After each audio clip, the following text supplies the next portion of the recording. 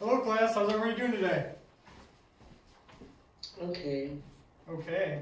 You guys just watched the video of Schoolhouse Rock. What'd you guys think? It was dated. Dated? Yeah, it is a little old, but the content's pretty good there. So what do you guys think we're going to be talking about today? Government. What do you guys think is are we going to be talking about today for a lesson? What about you, Sydney? Government. Good, yeah. Awesome. So you guys are just handed out a graphic organizer that we're going to be using for the lesson today. So let's start first. What were the three branches that were discussed in the video? Raise your hand, please. Anybody? What about Mary? You want to give a shot at one of the three?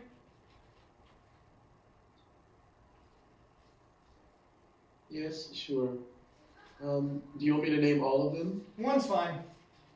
The judiciary? What was that? One more time, please. The judicial branch? Yeah, thank you. Awesome. All right, what about the other two? Anybody else want to give a shot? Yeah, I got one. Sure. The executive. Yep, executive. Good. And the final one? Yeah. The final one is the legislature. Good. Yes. So you guys can put those on the three triangles on the line there. All three of these, though, do have another name that they sometimes go by. So in the parentheses spot of these, how about we name those three locations? How about, yeah, Sydney, let's go ahead with you. Yeah, my mom calls him a train wreck. A train wreck. That's an interesting point. If you guys do show some interest in this lesson, once we get the base information, we can go into a little more detail about the potential pitfalls of our government. That would be a cool lesson. That's cool that you're interested. So what about these other names that we have? Like the other name than train wreck? Dumpster fire? No, I meant, let's talk about the executive. What is another name for the person maybe that runs the executive branch? Well, she calls that out of control. Out of control. Not quite. Anybody else want to give it a go? Well, I mean, like, what she's saying is, like, the current president is out of control. That's an interesting point. Like I said, you mentioned president, right? That's the word I was looking for. As I mentioned before, though, we can talk a little more detail after we have the base information about the potential pitfalls or problems with our government. But president, yep, that's what I was looking for. What about... Maybe we should just, like, start over from scratch. Start over from scratch? That could be cause some other problems. And like I said, we can talk about those later, but let's get this base information down first as a class. And then once we all know that we have that base information, we can talk about the potential issues. So let's go to the legislative. What is that sometimes called? Yeah, Sean. Sean? Go ahead.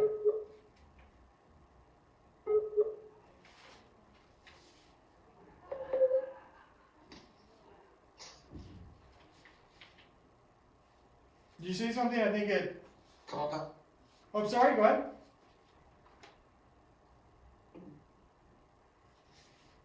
Yeah, you there? Can you hear me?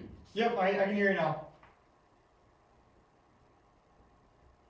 Yeah, I said the legislature is called Congress. Good, thanks. Yeah, sorry about that. Good, so you can put that one down just above the legislative. Or what about the judicial?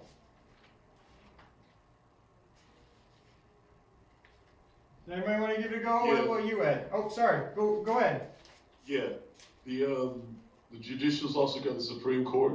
Good. And then it's got other, like, courts below it, like federals and districts and all that. Yeah, good. Yep, so look at that base word of judicial has judge in it, right? Good. Yeah. So how many people are in the Supreme Court now that we're talking about it? How many people are in the Supreme Court? Correct. 9. Good, yep, so you can put that down by the pound symbol, right? Yeah. In the triangle? Alright, let's move back to the legislative. How many people are in Congress? You guys want to give it a go? This one might be a little tougher. Anybody want to take a guess? How about you, Mary? What's the question? How many people do you guys think are in Congress? Like all of it? Yeah, we can go both the Senate and the House. 535. Good, perfect, awesome. Yep, so you're going to put that down in the triangle with the legislative by the pound sign. Okay, and finally, does anybody want to say how many people are in the executive branch? Go ahead, Kevin. Well, it's like there's one. Yep, and we already called them before, who is it?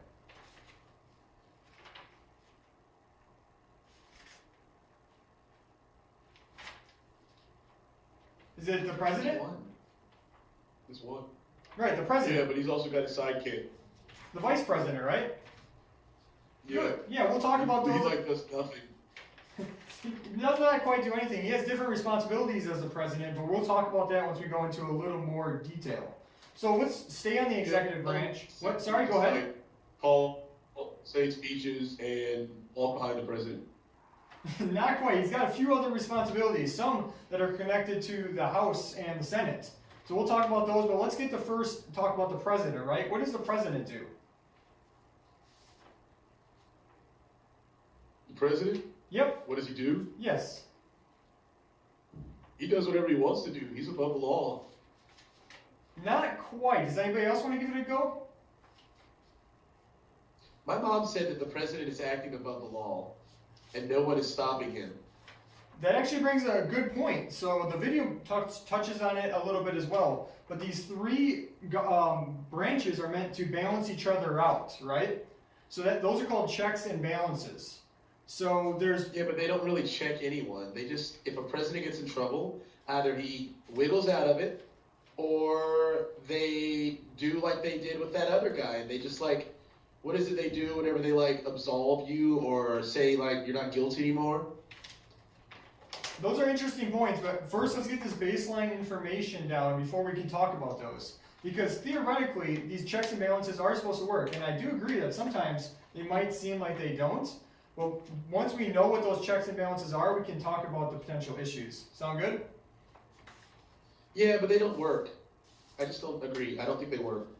Once we get this base information, we'll go into a little more detail, but I can understand you might have those feelings, right? So those are interesting points. I like this discussion that we're having. All right, so what does the president do, though?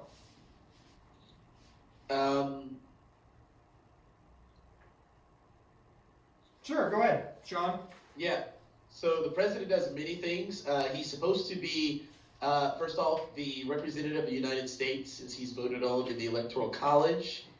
Yeah, the Electoral College actually isn't representative of us anymore, because the last election more people voted against Trump than voted for him, and he became office.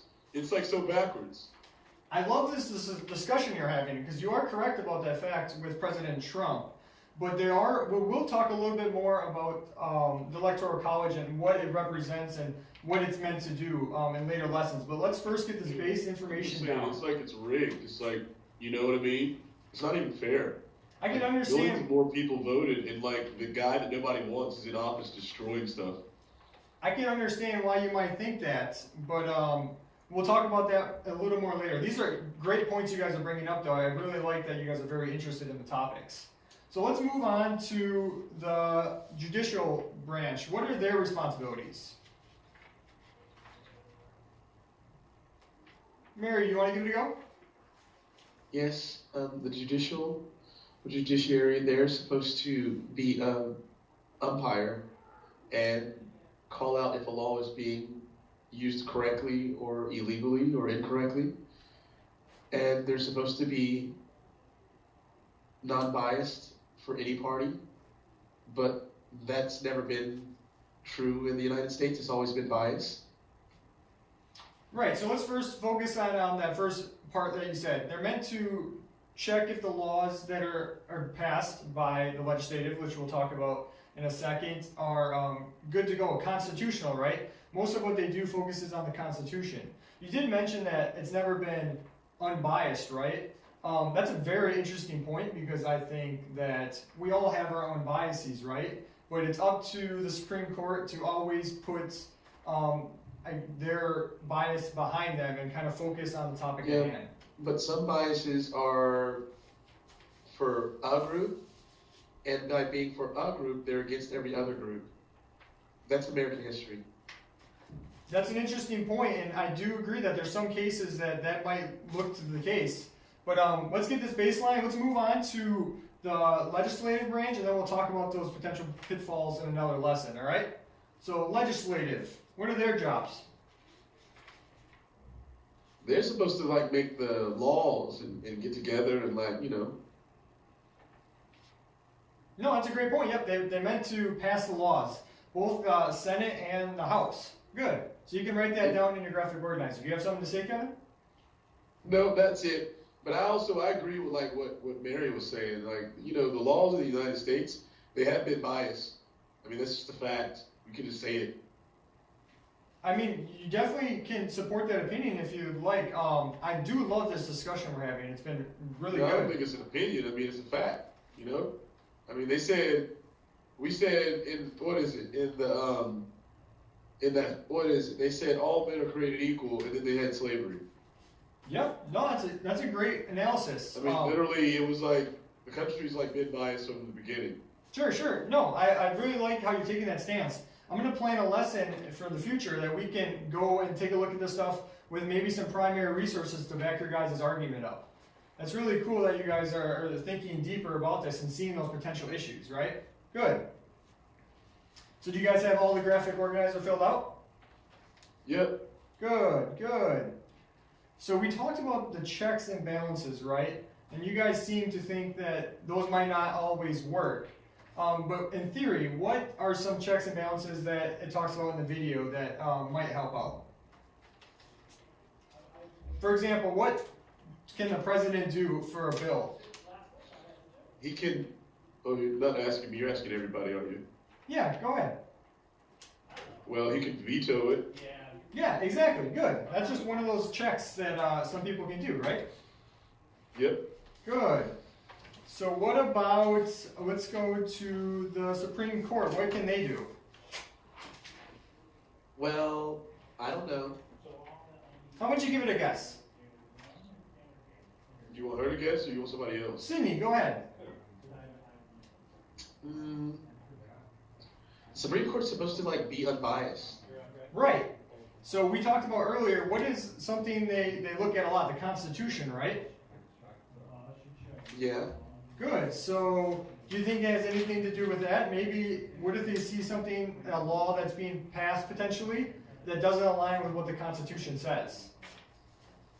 Yeah, but like, I mean, everybody like Kevin and, you know, everybody's got a point. Mary as well.